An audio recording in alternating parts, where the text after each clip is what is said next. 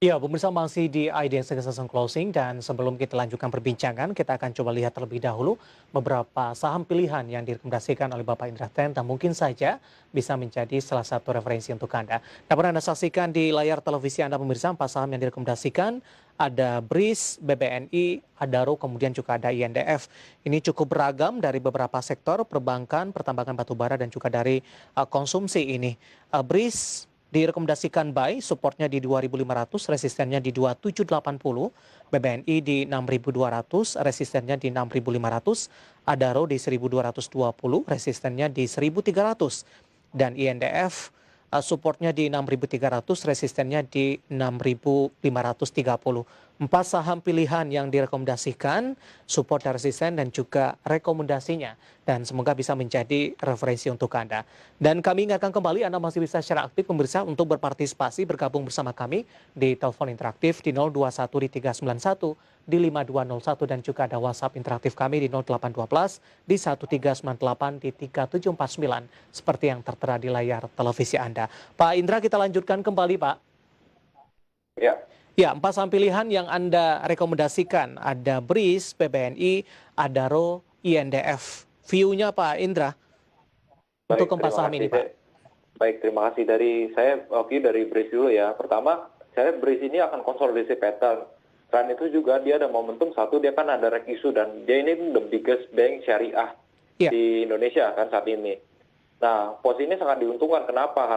Karena trennya baru mulai akan jalan. Kalau tren dari keuangan syariah ini kan di leading oleh BRIS ini. Saya rasa ini akan masuk rekomendasi portofolio, terutama juga MIMI, khususnya syariah fund, pasti akan overweight ke saham ini. Nah, itu kenapa saya rekomendasikan BRIS. Yang kedua saya rekomendasikan BNI ya Mas ya. iya. Nah, BNI ini kenapa menarik? Saya lihat dari technical pattern. Patternnya ini dia ada potensi upside karena dia udah berhasil break di saat ini kan di 63. Saya rasa untuk mid term ini akan konsolidasi dia. Nah, potensi konsolidasi ini bisa dipakai buat scalping. Oke. Nah, untuk selanjutnya adalah saya merekomendasikan Adaro. Kenapa? Saya lihat satu, seperti tadi review sebelumnya di PTBA, bahwa sektor mining batubara khususnya akan membaik, di mana di kuartal kedua nanti harusnya ada pembaikan tren dari PMI dan makroekonominya, terus juga perbaikan harga juga, karena trennya lebih ke industri akan mulai bergerak lagi, terus juga power industri seperti PLN dan sebagainya itu akan lebih konsumtif lagi.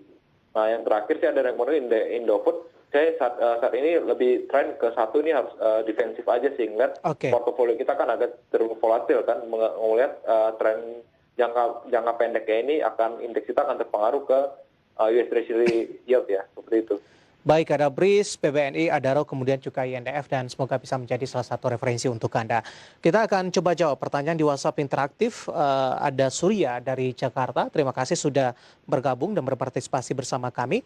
Untuk BNII, apakah bisa masuk di harga sekarang dan resisten di harga berapa? Analisis Anda, Pak Indra, untuk BNII.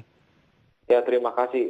Saat ini sih price BNI udah menarik, cuman alangkah baiknya Bapak masuk di level 410. Mungkin potensial take profit ini rentang harga 440 seperti itu. Baik, PNI Bank MyBank Indonesia Tbk ya Pak. Betul, betul. Dan kebetulan Betul, Pak Surya ini tidak menyebutkan sudah ambil posisi atau belum ini. Selanjutnya kita akan coba sapa Ibu Lili yang ada di Solo, Pak Indra. Untuk BFIN di 815 Pak. Di hold atau dijual? Kemudian juga dari sisi target price, Pak Indra. Oke, terima kasih. Nah, saat ini saya lihat polanya BFI ini lagi uptrend ya. Nah, saran saya untuk Ibu hold dulu posisi sementara. Nah, mungkin apabila price-nya tidak mampu bertahan di rentang harga 750, break support di situ, saran saya Ibu cut loss sebagian atau keseluruhan. Nah, dalam rentang pendek saya sih optimis BFIN ini bisa sampai rentang 830 sampai 850 seperti itu. Baik, mungkin yang dikhawatirkan Ibu Lili karena penutupan hari ini koreksinya cukup dalam Pak Indra. 3,68%, 785, sementara posisi di 815 level support yang bisa diperhatikan 750 dan masih ada potensi atau berpeluang ke 830 untuk sisi dari target price dan direkomendasikan untuk hold. Dari Ibu Lili di Solo kita beralih kembali ke Jakarta, ada Ibu Lilis Aisyah di 320 Pak Indra. hold atau dijual, kemudian juga target Baik. price. Analisis Anda. Ya saat ini karena rentang ibu di 320, saat ini saran saya ibu keep dulu karena patternnya saya lihat masih ada potensi upside. Nah yang harus diperhatikan itu level support di rentang harga 290. Nah kemudian level resistennya di rentang 336 seperti itu Bu. Baik, supportnya 290, resistennya ada di 336. 336. Hari ini juga Betul, mengalami koreksi yang cukup dalam, juga direkomendasikan di hold begitu Pak Indra. betul. Baik, selanjutnya kita akan coba sapa Bapak Anto yang ada di Lumajang. Terima kasih Pak Anto sudah berpartisipasi. Untuk auto entry di 1075, support dan resisten untuk jangka 2 minggu ke depan. Nah ini mulai menadah nih istilahnya Pak Indra untuk saham-saham yang terdampak dari kebijakan PPNBM 0%. Analisis Anda untuk auto Pak. Baik, untuk auto sih menarik ya, yang mana semenjak sentimen PPNBM ini harganya mulai menanjak naik. Nah posisi Bapak ini di 1070 dibandingkan penutupan harga ini 1.100 sudah posisi profit. Nah tinggal kan esensi mau profit taking di mana. Saran saya saat ini Bapak keep dulu karena patternnya dia akan terbentuk. Hopefully dia bisa menembus level 1.300. Nah apabila terjadi perbaikan tren, Bapak harus memperhatikan level psikologis, level supportnya di 1140. Nah mungkin di dua batasan ini posisi Bapak masih aman sih, seperti itu. Oke, di hold saja di 1075, cukup bagus ya Pak. Karena hari Betul, ini betul. sudah di 1200, hari ini juga menguat di 3,45%. Selanjutnya kita akan coba sapa ini Bapak Hardian di Cirebon. Mau tanya untuk saham Arna, belum ambil posisi. Analisis Anda untuk Arna, Pak Terima Indra. kasih. Secara tren saham ini meningkat, namun secara sektoralnya saya belum ada melihat pergerakan ya, karena sepaham saya Arna ini kan sektor industri keramik ya. Untuk properti saya lihat belum ada pattern, mungkin nanti kalau terkait penghapusan pajak PPN, properti dan sebagainya, trennya akan bagus. Tapi untuk posisi kalau Bapak emang tertarik untuk saham Arna, saya rekomendasikan Bapak menunggu di posisi 740.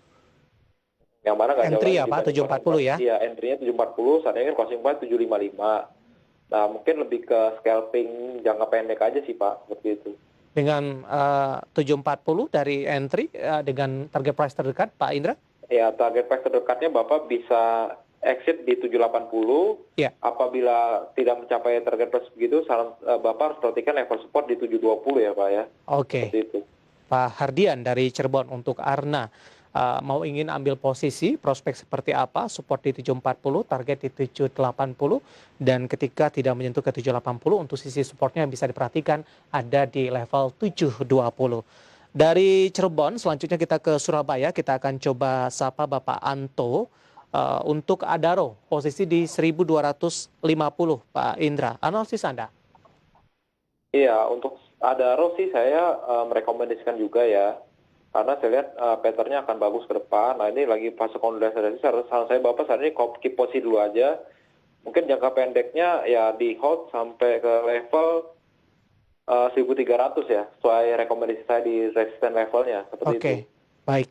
1.300 untuk Adaro, Pak Anto di Surabaya. Selanjutnya kita akan coba sapa tanpa menyebutkan nama dan lokasi. Ini lebih ke farmasi ini, Pak Indra. KLBF di 1580, proyeksi untuk besok. Ini jangka pendek sekali Pak Indra. Analisis Anda untuk KLBF? Iya. Kalau untuk besok sih saya rasa patternnya kemungkinan akan koreksi ini ya, lebih ke rentang bermain di 15.7 sampai 15.85. Pergerakan saya akan tebal sekarang, saya lihat untuk sektornya agak minim sentimen sih. Iya. Seperti itu. Bagaimana Anda melihat pergerakan dari farmasi, Pak Indra? Kalau kita flashback ke beberapa bulan yang lalu, ini saham farmasi beberapa juga sudah mengalami penguatan yang sangat signifikan sekali terkait juga dengan sentimen vaksin begitu. Tapi tampaknya sentimen ini mulai memudar begitu, Pak Indra, dan Betul, betul. pengaruhnya juga tidak terlalu signifikan terhadap pergerakan sahamnya. Ya betul. Nah inilah kondisi di mana overheat dari stock market itu bekerja ya, di mana kita tahu pada saat berita vaksinasi dimulai, sahamnya naik kencang. Nah sekarang udah vaksinnya udah jalan, terjadi koreksi ini orang-orang lebih ke sell on news. Nah, harus hati-hati juga, apalagi ada orang yang punya posisi di atas, saham-saham yang farmasi yang nyangkut di atas. Kenapa? Saya tahunnya setelah berita vaksinasi ini selesai, industri ini minim sentimen gitu loh untuk menopangnya gitu, nggak ada cerita lanjutan lagi seperti itu, Mas. Baik, view dari saham-saham di sektor farmasi. Menarik, kita akan jeda kembali Pak Indra, kita masih punya satu segmen lagi. Masih banyak pertanyaan, nanti kita akan coba ulas satu persatu. Baik. Dan pemirsa tetap bersama kami, IDX Succession Closing akan segera kembali sesaat lagi.